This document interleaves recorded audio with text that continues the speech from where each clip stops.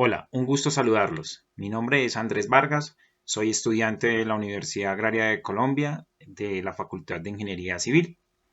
Hoy vamos a hacer una presentación comparativa entre la conferencia dictada por la historiadora Diana Uribe sobre los procesos de paz en el mundo y sobre los contenidos vistos durante todo el semestre en el curso de Cultura y Paz.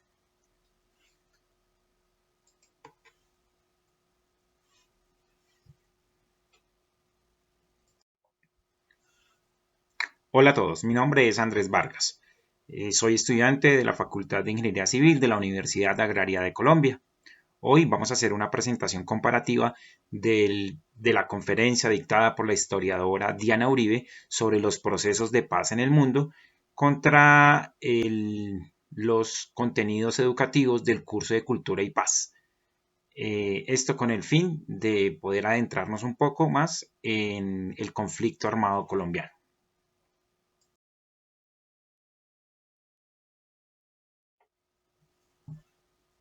Para dar inicio a la actividad, nos solicitan definir qué se entiende por proceso de paz.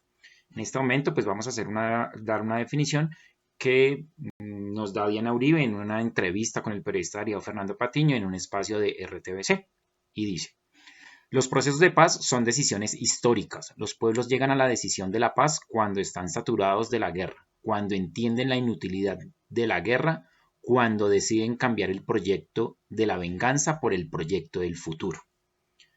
¿De acuerdo? Entonces, en este sentido, claramente, pues la paz es un proceso de construcción colectiva que cambia imaginarios. Es por eso que Diana Uribe reconstruyó los procesos de paz en el mundo, Irlanda y sus 500 años de guerra, Guatemala, El Salvador, la lucha de Mandela en Sudáfrica, el Líbano y otros más donde el odio se hizo ley.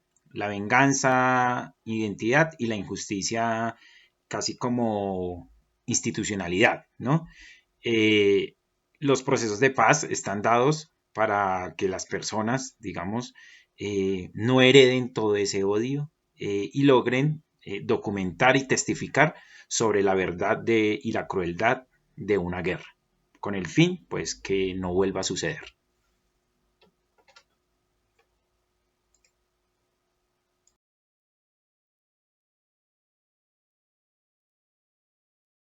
Muy bien, para dar continuidad con la actividad del curso, vamos a identificar las semejanzas más relevantes entre la conferencia dictada por Diana Uribe sobre los procesos de paz en el mundo y el contenido del curso de Cultura y Paz.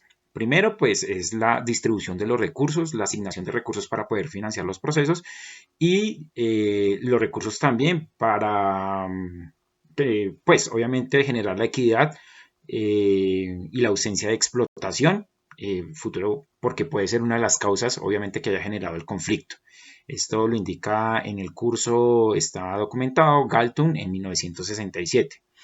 La otra, digamos que otra gran semejanza es el reconocimiento de las partes con una mutua aceptación, es decir, que existe un conflicto, hay un adversario que también está en busca de ciertos beneficios. Y aquí hay una, creo que es la más importante y es la de admitir la dignidad de los actores del conflicto. Diana Uribe se refiere a esto como redignificar a las víctimas como al perpetuador. El perpetuador de alguna forma también pierde su dignidad por los abusos que cometió, por las acciones que cometió, ¿cierto? Entonces es también dar la oportunidad de poderse reivindicar de alguna forma frente a esos abusos y volver a tener su dignidad. Los acuerdos de paz deben fluir a través de la educación, deben enseñar, dejar de enseñar a partir del odio. Esto lo explica Diana Uribe. Y también digamos que en el contenido del curso, Galton indica que la paz no puede surgir como un producto de ningún tratado de imposición alguna, porque pues no tendría sentido hacer un acuerdo de paz con la disposición únicamente de una de las partes. Implica un proceso de integración que requiere adicionalmente de una educación basada en la convivencia y el diálogo, al igual que lo manifiesta Diana en su conferencia. Los victimarios deben afrontar la verdad frente a sus víctimas e intentar argumentar sus acciones. eso digamos que traducido en el glosario pues de un proceso de paz como tal, de la documentación de un proceso de paz, en el contenido del curso está como el establecimiento de una comisión de la verdad, es parte clave dentro del proceso de reconocimiento a las víctimas y sus derechos a la reparación, la verdad y la justicia, ¿cierto? Entonces es como la comisión de la verdad. Y por último, para este punto, entonces tenemos que en la mayoría de los procesos de trans no se trata de olvidar, sino perdonar y reconciliar, mientras las heridas, pues obviamente de la crueldad de la guerra, pues van cicatrizando. Digamos que el objetivo, como lo dice el documento del curso, es atenuar el conflicto, contribuir a que los actores acepten la situación en la que se encuentran y sean capaces de convivir con él.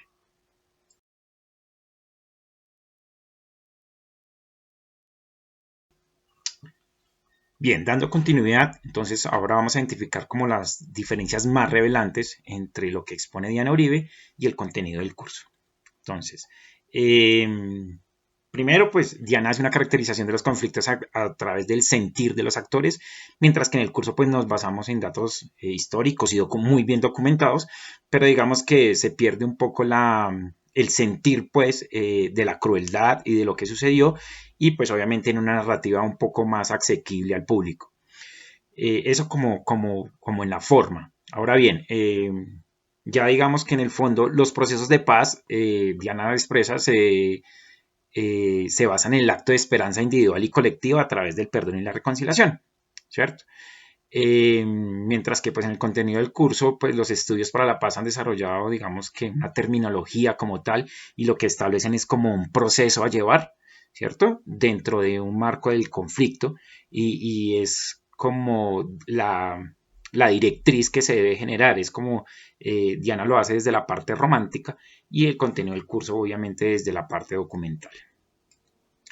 Diana Uribe pues claramente menciona a los actores del conflicto y sus orígenes, sin embargo también menciona a los enemigos de la paz. Esto si bien entendiendo que son documentos educativos y para no tomar parte porque pues Diana puede digamos que dar su opinión frente al tema, pero de todas maneras en los documentos no se evidencia ningún tipo de digamos nombramiento de personas que han querido que el proceso de paz no se lleve a cabo por intereses personales. En este momento tampoco los vamos a nombrar por ser este un tema educativo y más de conceptualización. Otra gran diferencia es la conectividad de la cultura popular que menciona Diana y sus representantes actuales con el proceso de paz. Es decir, Diana, digamos que genera la conexión entre esa cultura popular, ¿cierto? Y las acciones que han tomado sus representantes para motivar los procesos de paz. Estas acciones particulares, pues en el documento no se nombran, pero sin embargo en el documento sí se presentan las teorías de grandes pensadores y filósofos que digamos que en dado momento no pueden tener el mismo impacto desde el reconocimiento o de la gente, ¿no? Entonces, Diana sí lo hace ver, digamos que a través como de la cultura popular, como lo muestra con los Beatles, con las personas, digamos, deportistas que sobresalen después de haber atravesado la crueldad de la guerra, cómo el deporte influye en el caso de Sudáfrica, todas esas cosas que son del sentir común de las personas, pues Diana hace ver cómo influyen dentro del proceso de paz. Igualmente, pues en la conferencia se habla sobre la pobreza como arma de degradación, mientras que en el contenido del curso se habla más de una desigualdad social debido pues a una problemática política y económica que no se ha resuelto.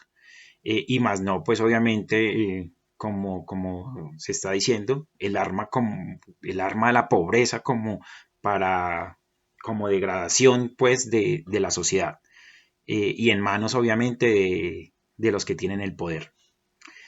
Diana también hace mucho énfasis en la guerra, la sociedad se acostumbra a vivir con la guerra, lo que trunca pues el pensamiento de reconciliación, lo que alimenta la venganza.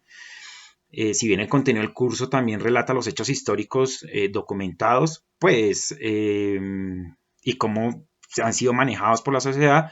Sin embargo, pues no es tan detalle y no va al detalle de la crueldad de la guerra, como lo explica Diana en muchos casos, por la misma, digamos, eh, contado por los propios, por las propias personas que vivieron estas guerras.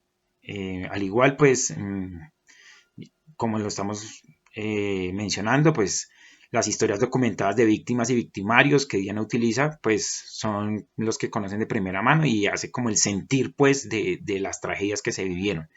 En el contenido del curso también logramos identificar, pues, los diferentes actores del conflicto, pero pues no andamos mucho en ese tipo de vivencias, perdón.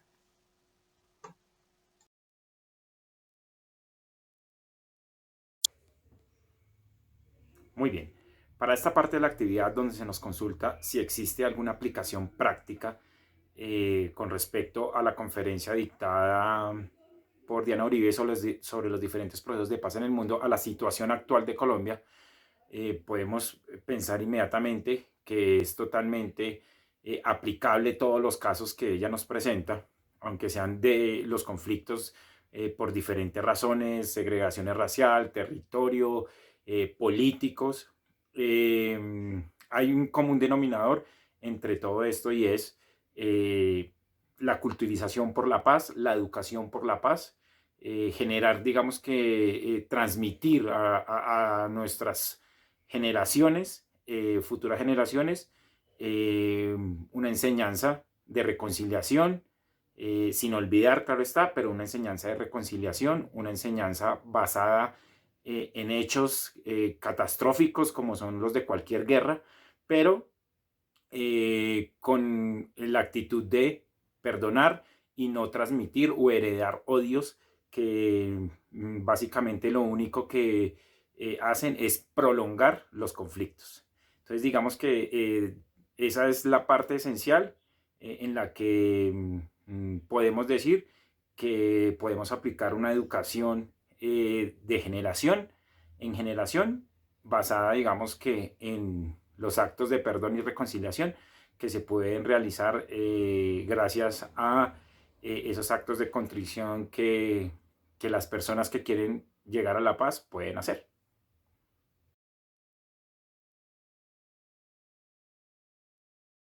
Esta parte de la actividad debemos escoger algún proceso de paz en el mundo y compararlo con el proceso de paz con las FARC en Colombia, ¿cierto? Yo escogí el proceso de Irlanda del Norte como un ejemplo para Colombia, porque muchos lo han tomado y han documentado que es un proceso en el cual nos basamos para documentar nuestro proceso de paz y para, digamos, ejecutar el proceso de paz como tal. Como reseña, dice que 2 décadas después de haberse firmado el pacto que acabó con el conflicto entre Inglaterra e Irlanda del Norte, Colombia toma la experiencia de ese proceso para construir su camino hacia la reconciliación tras el acuerdo firmado entre el gobierno y las FARC.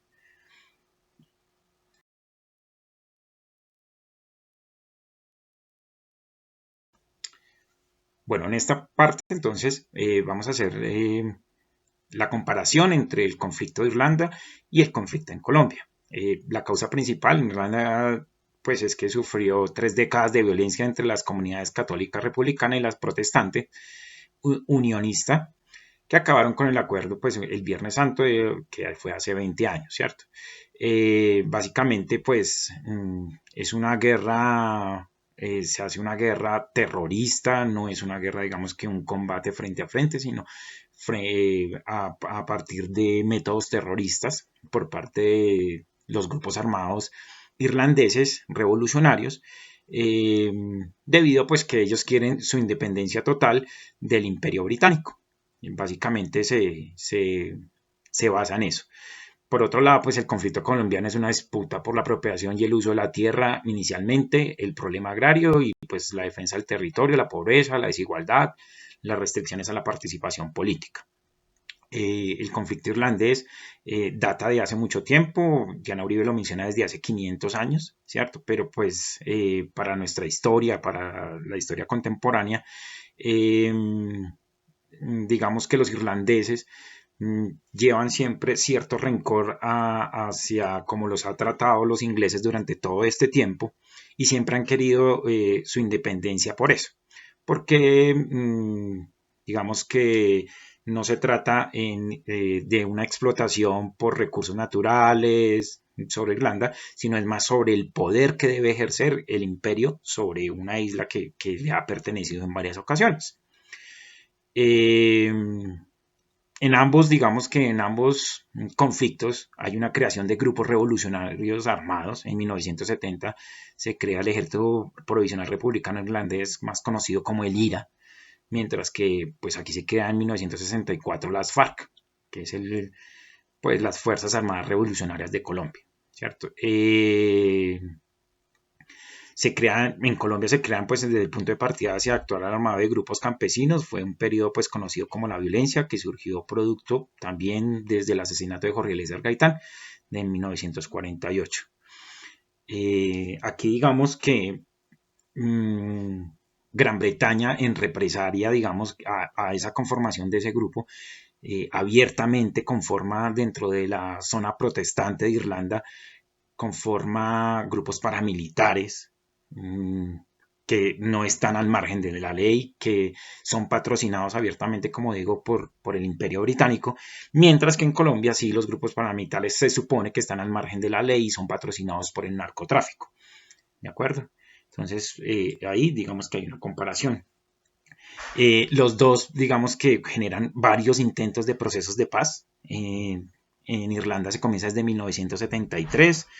En Colombia desde 1982 con el desarme del M-19, pasando por varios intentos de diálogos, el fracaso del Caguán.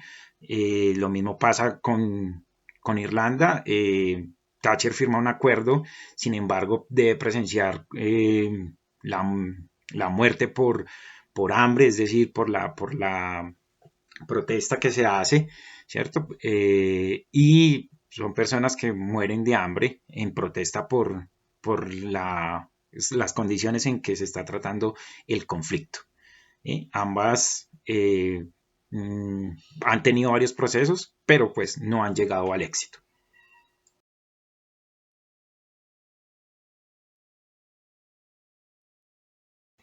Muy bien, entonces aquí están pues, los principales acuerdos realizados en cada uno de los procesos de paz, tanto en Irlanda como en Colombia. Es de aclarar que en Irlanda lo que se solicitaba por parte de la revolución irlandesa era su independencia del imperio británico como tal.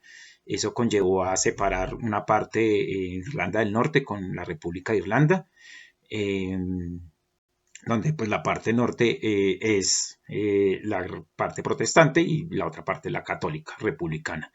Sí, como pueden darse cuenta en este cuadro, pues todas sus, digamos que los acuerdos que se llevaron van dirigidos al reconocimiento de Irlanda como un país independiente, que era pues digamos que lo que ellos querían. Mientras que en Colombia, pues, están dirigidos todo a una reforma social, ¿cierto? La reforma rural, a la participación política, al fin del conflicto, a la solución al problema de las drogas ilícitas, a la reparación de las víctimas, a la implementación y verificación, pues, de ese proceso para que se cumpliera lo acordado. Aquí, pues, claramente logra uno definir e identificar cuáles eran, digamos que, las causas del conflicto en cada uno de los dos países. Sin embargo, pues al final esperemos que como Irlanda nosotros logremos asimilar todo el proceso de paz con paz y reconciliación para que culmine exitosamente.